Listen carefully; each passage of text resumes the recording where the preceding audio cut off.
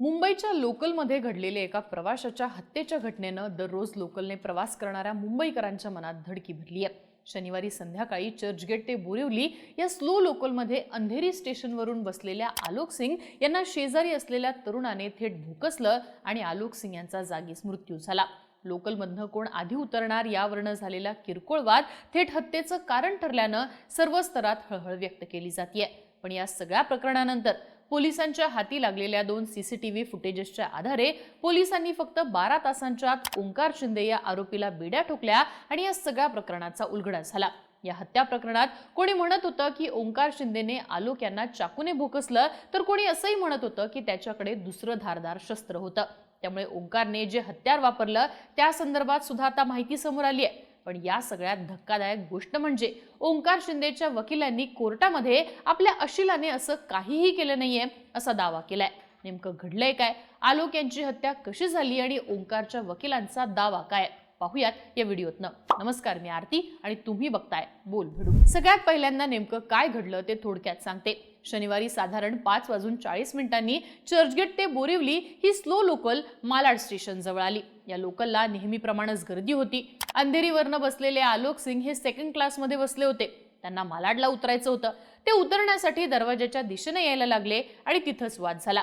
प्रत्यक्षदर्शींनी जी काही माहिती दिली आहे त्यानुसार आलोक सिंग यांना पुढे सरकण्यासाठी आरोपी ओंकार शिंदे हा ढकलत होता।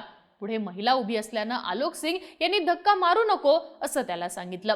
पण किरकोळ झालेल्या वादाचं या रूपांतर नंतर भांडणामध्ये झालं आणि यावेळी प्लॅटफॉर्म क्रमांक 1 वर नेहमीसारखी गर्दी सुद्धा होती। उतरण्याच्या काही क्षणाधी ओंकारने वादाच्या रागातनं भर गर्दीमध्ये लोकलमध्येच प्राध्यापक आलोक सिंग यांच्या पोटामध्ये धारधार शस्त्रानं वार केला आणि तो लगेच तिथनं पसार झाला। भर दिवसा गर्दीच्या वेळी लोकलमध्येच असा प्रकार घडल्यानं सगळेच जण हादरले। मोठी जखम घेत लोकलमधनं बाहेर आलेले आलोक कुमार सिंग हे बाजूला येऊन बसले।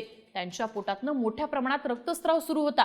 त्यामुळे आजूबाजूच्या लोकांनी तातडीनं रेल्वे पोलिसांशी संपर्क साधला। त्यांनी घटनास्थळी धाव घेतली आणि आलोक यांना शताब्दी हॉस्पिटलमध्ये नेण्यात आलं। पण उपचारापूर्वीच त्यांचा मृत्यू झाला होता। या भीषण घटनेत ज्यांचा मृत्यू झाला ते आलोक सिंग हे मुंबईतल्या प्रसिद्ध NM महाविद्यालयात शिक्षक म्हणून कार्यरत होते। त्यांचे वडील अनिल कुमार हे संरक्षण मंत्री राजनाथ सिंग यांच्या सुरक्षा दलात कार्यरत आहेत। आता या संदर्भात घटनेचे जे काही प्रत्यक्षदर्शी आहेत आणि आलोक यांचे सहकारी असलेले सुधीर कुमार जे तिथे उपस्थित होते त्यांनी सुद्धा घडलेल्या प्रकाराबाबत माहिती दिली आहे। त्यांनी असं म्हटलंय की ट्रेनमध्ये प्रवाशांमध्ये वाद होणं हे सामान्य आहे, पण अशा वादातनं कोणाची हत्या होईल याची कल्पना सुद्धा केली नव्हती। शनिवारी संध्याकाळी 5 वाजता आलोक आणि सुधीर हे NM कॉलेजमधनं निघाले। अंधेरी स्टेशनवर पोहोचले आणि दोघांनी बोरिवली स्लो लोकल पकडली। ते लोकलच्या पॅसेजमध्ये उभे होते। मालाड स्टेशन येण्यापूर्वीच आलोक यांनी सुधीर यांना बाय म्हटलं आणि ते पुढे सरकले। यावेळी आरोपी ओंकार शिंदे हा आलोकच्या मागे उभा होता। स्टेशनवर उतरण्यावरनं त्यांच्यात वाद सुरू झाला। जी काही या घटनेची FIR नोंदवण्यात आली आहे त्यानुसार आरोपी ओंकार शिंदे याने आलोक सिंग यांना विचारलं, मालाड येते, मालाडला उतरायचंय का? उतरायचं असेल तर पुढे सरक। यावर आलोक यांनी उत्तर दिलं, मला मालाडला उतरायचंय पण पुढे लेडीज आहेत, दिसत नाही का?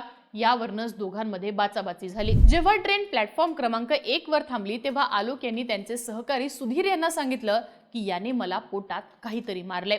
सुधीर त्रिवेदी यांनी या संदर्भात माहिती दिली की ते ट्रेनमधनं लगेचच उतरले आणि आरोपीच्या मागे धावले, पण आरोपी एका पादचारी पुलावरनं चढत पळून गेला। सुधीर परत आले तेव्हा आलोक रक्ताच्या थारोळ्यात पडले होते। पोलीस येईपर्यंत ते आलोक यांच्या सोबत होते। त्यानंतर पोलिसांनी त्यांचं म्हणणं नोंदवून घेतलं आणि तपासासाठी त्यांना पुन्हा घटनास्थळी आणलं। आलोक यांना संध्याकाळी 6 वाजता कांदिवलीच्या डॉक्टर बाबासाहेब आंबेडकर रुग्णालयात नेण्यात आलं। तिथं डॉक्टरांनी त्यांना रात्री 6:15 मृत घोषित केलं। आता या सगळ्या घटनेनंतर पोलिसांनी सुद्धा लगेचच पंचनामा करत तपासाची चक्र फिरवली। सीसीटीव्ही फुटेजेस चेक केले आणि त्यांना संशयित आरोपी त्यात दिसला। अंगात पांढरा शर्ट, निळी जीन्स आणि पाठीवर बॅग अडकवून तो पळत होता। मग पोलिसांनी फेशियल रिकग्नायझेशन या तंत्राचा वापर करत आरोपी ओंकार शिंदे याला 24 तासाच्या आत अटक केली। हे तंत्रज्ञान सीसीटीव्ही कॅमेऱ्यांमधील चेहऱ्यांची ओळख पटवून गुन्हेगारांचा माग काढण्यासाठी मदत करतं।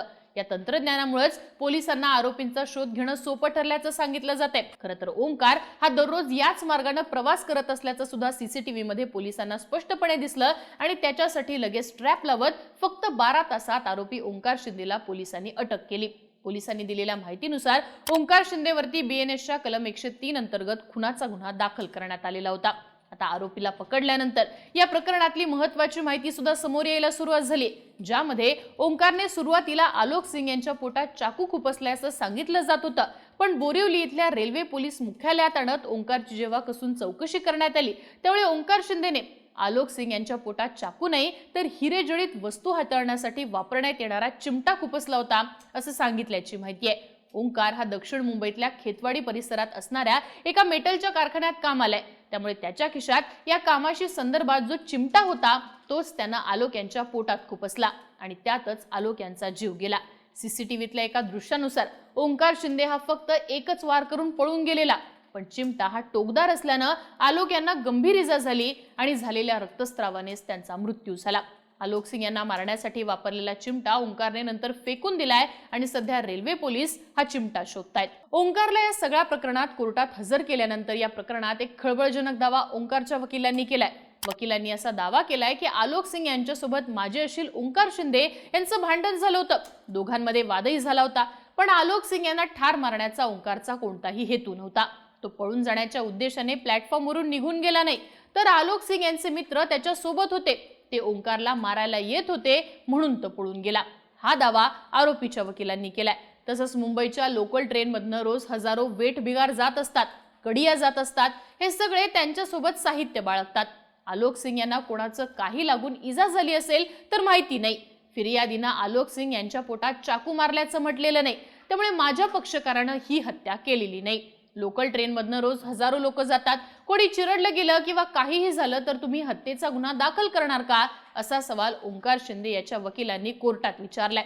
मात्र हा सगळा युक्तिवाद ऐकून घेतल्यानंतर न्यायालयानं ओंकार शिंदेला 30 तारखेपर्यंत पोलीस कोठडी सुनावली आहे. तत्पूर्वी सरकारी वकिलांनी ओंकार शिंदे याच्या 7 दिवसांच्या पोलीस कोठडीची मागणी केली होती. गुन्ह्यातील हत्यार शोधणं बाकी आहे.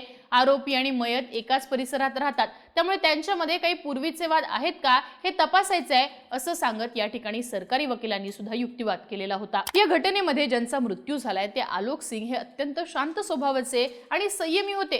कोणाच्याही वादामध्ये ते पडत नव्हते, अशी माहिती त्यांच्या नातेवाईकांनी दिली आहे. खरं तर फक्त 2च वर्षांपूर्वी लग्न झालेल्या आलोक यांच्या पत्नीचा शनिवारी वाढदिवस होता. सुरुवातीला आलोक यांचा केवळ अपघात झाल्याची कल्पना त्यांच्या पत्नीला देण्यात आली, पण रविवारी सकाळी त्यांना पतीच्या मृत्यूची माहिती मिळाली आणि त्यांच्यावरती आभाळ कोसळलं. हे सगळं कशामुळे घडलं तर एक किरकोळ वाद, लोकलमधनं खाली उतरण्याचा. कोण आधी उतरणार कोण नंतर उतरणार याचा वाद, ज्या वादाने एका माणसाचा जीव घेतला.